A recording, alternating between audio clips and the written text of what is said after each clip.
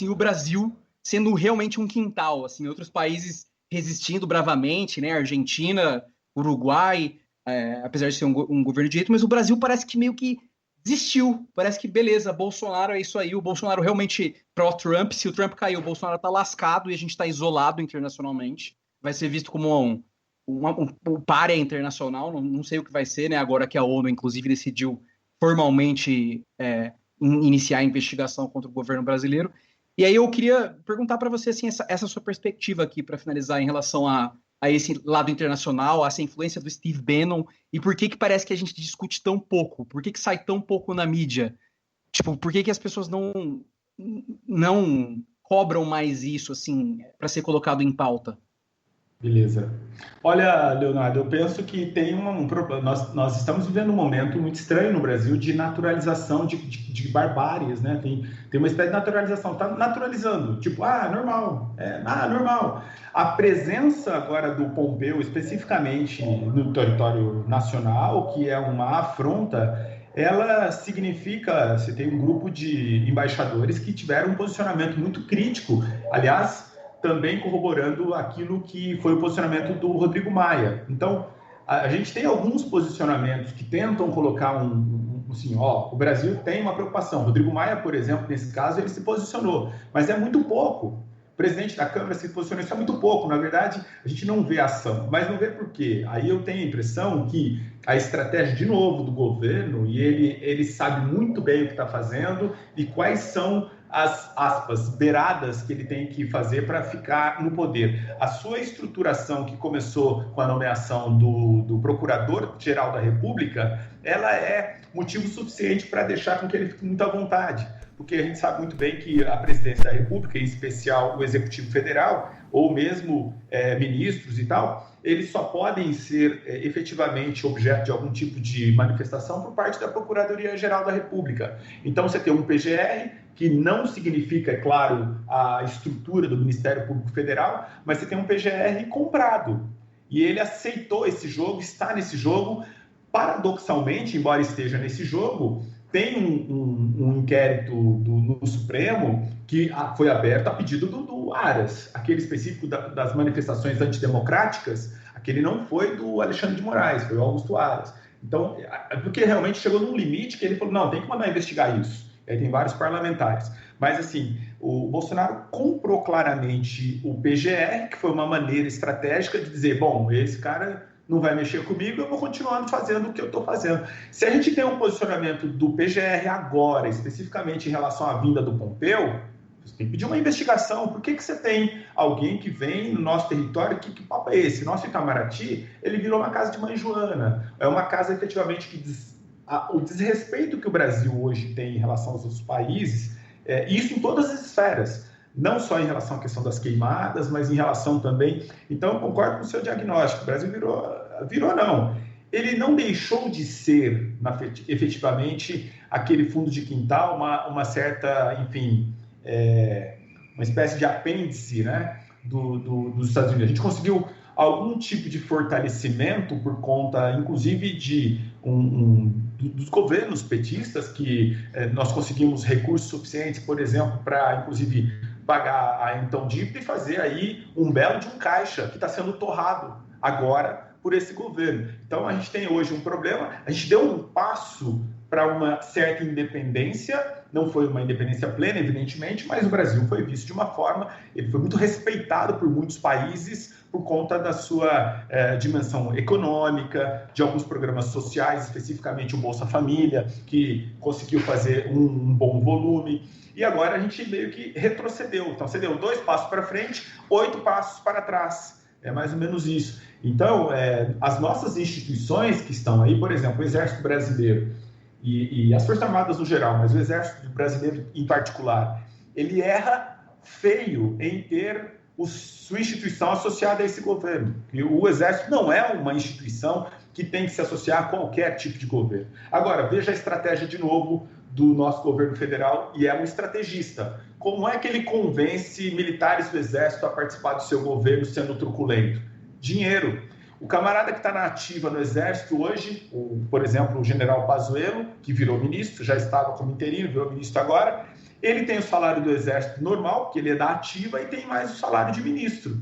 Então você está literalmente colocando dinheiro no bolso desses mais de 6 mil militares, muitos de várias patentes diferentes, e os caras estão literalmente, porque estão ganhando uma graninha, fazendo vistas grossas. Estão tipo, vou passar pano, pode fazer o que vocês quiserem aí, porque afinal de contas eu dobrei o meu salário e tal. Então você tem aí um pensamento pouco republicano dessa instituição, que não está pensando a república, e isso remete a um grande problema, né? Isso para falar dessa instituição. Então, de um lado, o Ministério Público muito omisso em relação a diversas questões do presidente da República, e tem que ser o PGR para pedir investigação. Então, o presidente ele tem vários, são diversos crimes já. Alguns jornalistas, inclusive, já até contaram. Tem um jornalista que fala em 19 crimes que já foram. Eu acompanho a coluna lá de um deles, né? Muitos crimes cometidos. Se a gente tem um PGR realmente empenhado, né, nesse tipo de coisa, ok, mas você não tem. Então você tem uma instituição que é a fundamental para esse tipo de apuração comprada. Forças Armadas compradas nesse acordo de fazer com que o seu salário aumente. E aí você tem, de fato, uma certa paralisia. Do ponto de vista estratégico, entregar efetivamente Alcântara para os Estados Unidos é um absurdo. Ou mesmo essa coisa de que você vai permitir que americanos entrem em território nacional sem precisar de visto, sem pedir reciprocidade. Isso é um absurdo, cara. O princípio da reciprocidade sempre foi colocado no nosso país. Então é meio que ficar realmente não de joelhos, mas de quatro para os Estados Unidos. Isso é muito lamentável para todos nós, mas é assim que o Brasil está sendo visto hoje. Não é assim o presidente sendo visto hoje, somos todos nós que estamos sendo vistos como uma espécie de, sei lá, uma espécie de coisa que é um tipo de ser não pensante. Tem alguns amigos que eu converso com alguma frequência de fora, e eles ficam muito assustados, alguns deles, com notícias que chegam. Mas o presidente falou isso mesmo? Eles perguntam, né? E eu falo, sim, falou. Eu falo, cara, e vocês não fazem nada? E é meio isso, o estranho é essa naturalização, né? Talvez no momento desse, com algum tipo de amor próprio, nós estaríamos pensando em alguma forma de mobilização, que não fossem as ruas, sei lá, com grupos sociais fazendo, vamos subir uma hashtag por dia. Segunda-feira vai ser hashtag e tal. Mas o ponto fundamental é, quem são os atores desse movimento? Quem que vai ter a iniciativa? E aí você tem um outro problema. A depender de quem tem a iniciativa, um conjunto não participa. Então, a gente está vivendo um momento... Agora, o que eu tenho observado, provavelmente, que para tentar brecar essa possibilidade de uma reeleição, imagino que um conjunto expressivo da sociedade deva se unir contra esse tipo de coisa, provavelmente para 2022. Não sei se necessariamente, mas seria o mínimo a se esperar, que seria uma espécie de um grande movimento, como aconteceu efetivamente depois na esfera da ditadura militar, né? Agora, tenho observado uma espécie de, no geral, né, a nossa população muito tranquila, com números assustadores, né, de queimada, de pessoas morrendo de coronavírus, a desgraça, todo o cenário, do pior cenário possível colocado, mas pouca reação do ponto de vista institucional, mas também individual, né? Não vejo grupos sociais aí, vamos agora para as ruas para fazer alguma coisa. Não tem. Você tem uma espécie de morbidade, um movimento que, vamos ver o que vai acontecer depois. Todo mundo esperando. Está todo mundo esperando o Salvador. É meio que, em algum momento, alguém vai nos salvar, vai tirar dessa. E não vai, né? Acho que a ação é nossa e talvez essa nossa tarde aqui de reflexão possa também ajudar a estimular outras pessoas a pensar outros caminhos, e vamos juntos, porque se depender de alguma coisa que seja divina, é melhor esperar até morrer. É melhor a gente agir já, porque não dá para esperar sobre alguma coisa que depende de nós, né? Essas decisões são humanas e são nossas. Ou a gente faz alguma coisa, ou nós teremos realmente dias muito piores dos que já são. E eu estou disposto a fazer, mesmo que eu esteja, às vezes, desanimado. Agora eu estou dizendo o meu ponto final. Eu estou animado nessa luta. Se quiser me chamar, só avisar que eu estou pronto. Vamos juntos. Só Stalin salva o Brasil. A questão é essa. O pessoal está tentando esconder isso da gente, mas só o stalinismo salva o Brasil. Mas é porque é engraçado, você fala esse negócio, pra todo mundo vendo passar, esperando acontecer, ou tá brigando entre a própria bolha ali, né? Que o próprio exemplo disso é essa história do Stalin aí, que os caras começaram, não, tudo Bolsonaro não, mas também Stalin não, como se a gente tivesse alguma pretensão e alguma capacidade de ressuscitar o comunismo, né? Mas eu queria um ponto seu, assim, uma exemplificação sua, porque você é um cara que tem toda essa questão do intelecto, filosofia, universidade, Kung Fu. Como é que você faz quando você tá lá num jantar com amigos, tá num barzinho, e aí você encontra alguém ali, alguém que você conhece ali na hora, pô, o que você é? Pô, eu sou filósofo, tal, pô, que legal, eu gosto muito disso, tal, tava vendo o Olavo de Carvalho, cara inteligente, né? Foge do óbvio. Como que você conversa com esse tipo de pessoa? Porque eu imagino que isso pode acontecer com você, né? E se você tem uma vida social, pelo menos tinha antes da pandemia, até difícil, porque acho que o cenário mudou um pouco. Eu vejo o meu exemplo. Hoje, eu não sei o que eu faria se eu encontrasse um bolsominion para trocar ideia. Assim, eu acho que eu não teria paciência mais, porque eu acho que teve a chance de... Quem votou 17 teve a chance de pular do barco e vi algumas pessoas pulando, algumas pessoas ao meu redor. Então eu entendo que é possível sair desse pântano que é o bolsonarismo e o bolsolavismo. O que você faz? Você é um cara do Kung Fu centrado, não vai sair dando voador em ninguém, como é meu caso. Como você vai dialogar ou já dialogou? Como é que é a conversa? Você vê que o cara tá interessado, mas você sabe que ele gosta mais desse pensamento Olavo, tal, não, mas pô, o Bolsonaro tá fazendo diferente. Você consegue conversar hoje com esse tipo de gente?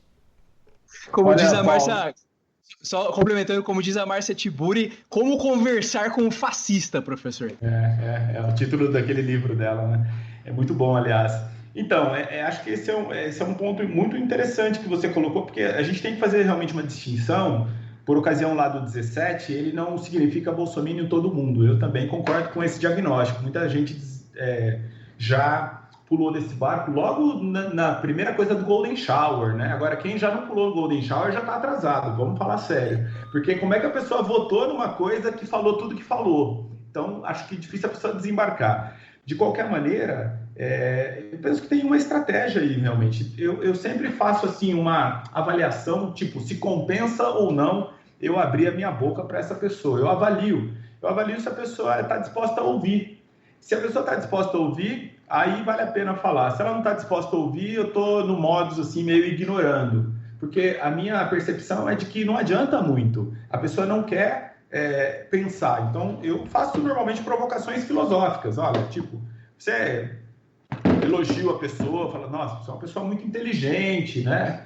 Como você é uma pessoa inteligente, certamente você vai entender aqui o que eu vou falar. Aí eu falo alguma coisa e tal, e vejo a reação. Eu uso essas estratégias. Às vezes, e não falando do assunto, e nem falando do astrólogo, falando de outras coisas.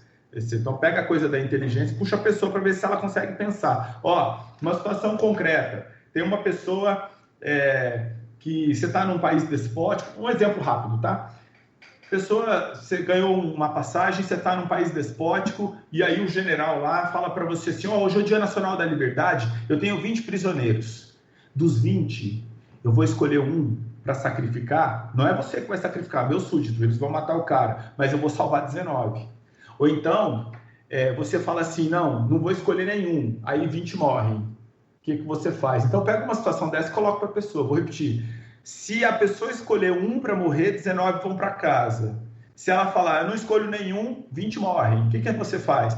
Coloca essa situação para a pessoa pensar, ela vai começar a pensar, às vezes ela vai demorar um pouco, às vezes ela vai ser rápida, vai falar assim, 20 podem morrer, que não tem nada a ver com isso e tal, são tudo terroristas, tudo esquerdista, né, tem que morrer. Aí eu falo, então, entre esses 20, seu pai está lá no meio, sua tia, sua mãe, aí eu coloco outros ingredientes. Aí a pessoa, opa, e tal, ou não, né? Ou então a pessoa diz, eu escolho um para morrer, para 19 ir para casa. Eu falei, aquele que você escolheu é justamente o seu irmão mais novo, tal, se a pessoa tiver irmão. E aí eu vou colocando cenários assim, para quê? Para afetar, afeto.